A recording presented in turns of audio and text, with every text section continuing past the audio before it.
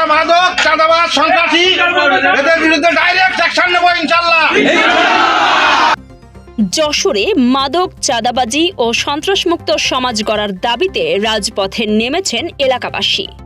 শুক্রবার জুমার নামাজ শেষে পৌরসভার ৯ নম্বর ওয়ার্ডের মসজিদ ই হাবিব রোডে মাদক চাঁদাবাজ ও সন্ত্রাস নির্মূল কমিটির উদ্যোগে এক মানববন্ধন ও প্রতিবাদ মিছিল অনুষ্ঠিত হয়। কমিটির সভাপতি আবু বক্কর মোড়ল ও সাধারণ সম্পাদক মুস্তাফিজুর রহমান আঞ্জু সহ স্থানীয় গণ্যমান্য ব্যক্তিরা কর্মসূচিতে অংশ নেন। বক্তারা তরুণ সমাজকে রক্ষায় মাদকের বিরুদ্ধে সামাজিক প্রতিরোধ গড়ার শপথ নেন এবং আইনশৃঙ্খলা বাহিনীর কঠোর হস্তক্ষেপ কামনা করেন।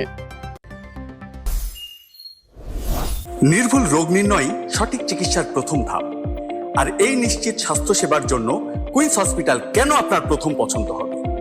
যশোরে আমরাই দিচ্ছি সর্বাধুনিক ও সর্বোচ্চ কোয়ালিটির মেশিনারিজের নিশ্চয়তা, যেখানে এক ছাদের নিচে সুবিশাল ও মনোরম পরিবেশে সব ধরনের পরীক্ষা নিরীক্ষা করা হয়।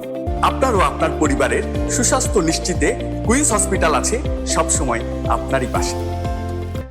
নিজ শহর যশোরে একদিনের সরকারি সফরে আসছেন বিদ্যুৎ ও জ্বালানি প্রতিমন্ত্রী অনিন্দ্য ইসলাম অমিত।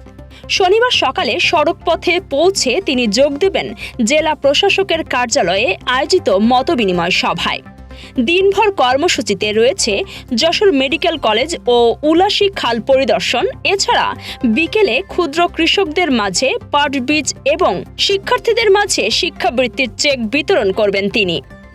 সন্ধ্যায় দলীয় কার্যালয়ে সভা ও স্থানীয় পত্রিকার কার্যালয় উদ্বোধনের মধ্য দিয়ে শেষ হবে তার এই বর্ণাঢ্য সফর।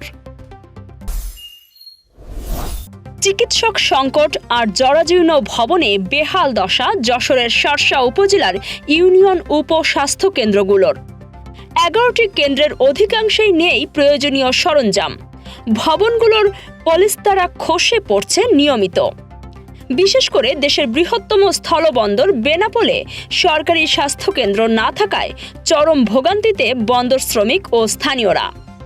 উপজেলা স্বাস্থ্য কর্মকর্তা জনবল সংকটের কথা স্বীকার করলেও দ্রুত সমস্যা সমাধানের আশ্বাস দিয়েছে উপজেলা প্রশাসন। সাধারণ মানুষের দাবি, গ্রামীণ স্বাস্থ্যসেবা ফেরাতে দ্রুত নেওয়া হোক কার্যকর পদক্ষেপ। যশোরের ঝিকরগাছায় ডিবি পুলিশের অভিযানে ৩০০ পিস ইয়াবাসহ আটক হয়েছেন জিয়াউর রহমান নামে এক মাদক ব্যবসায়ী। শুক্রবার সকালে নাভারণ ও কুন্দিপুর এলাকায় পরিচালিত এই অভিযানে তার বসতবাড়ি থেকে জব্দ করা হয় মাদক বিক্রির নগদ ১৯,৭৪,৯০০ টাকা। জেলা পুলিশের পক্ষ থেকে জানানো হয়, আটক জিয়ার বিরুদ্ধে আগেও মাদক মামলা রয়েছে। এ ঘটনায় ঝিকরগাছা থানায় নতুন করে মামলা দায়ের করা হয়েছে। মাদকের বিরুদ্ধে এমন অভিযান অব্যাহত থাকবে বলেও জানায় ডিবি পুলিশ। সৌদি রিয়াল দেখিয়ে প্রতারণার অভিযোগে যশোরের কারবালা এলাকা থেকে 2 জনকে আটক করেছে ডিবি পুলিশ।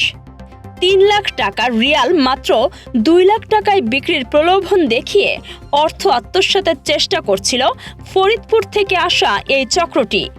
গোপন সংবাদের ভিত্তিতে তল্লাশি চালিয়ে তাদের কাছ থেকে 4টি রিয়াল ও রিয়ালের বান্ডিল সদৃশ গামছায় মোড়ানো ব্যাগ জব্দ করা হয়। পুলিশ জানিয়েছে, সাধারণ মানুষকে ফাঁদে ফেলে টাকা হাতিয়ে নেওয়াই ছিল তাদের মূল লক্ষ্য। আসামিদের বিরুদ্ধে আইনি ব্যবস্থা নেওয়া হয়েছে।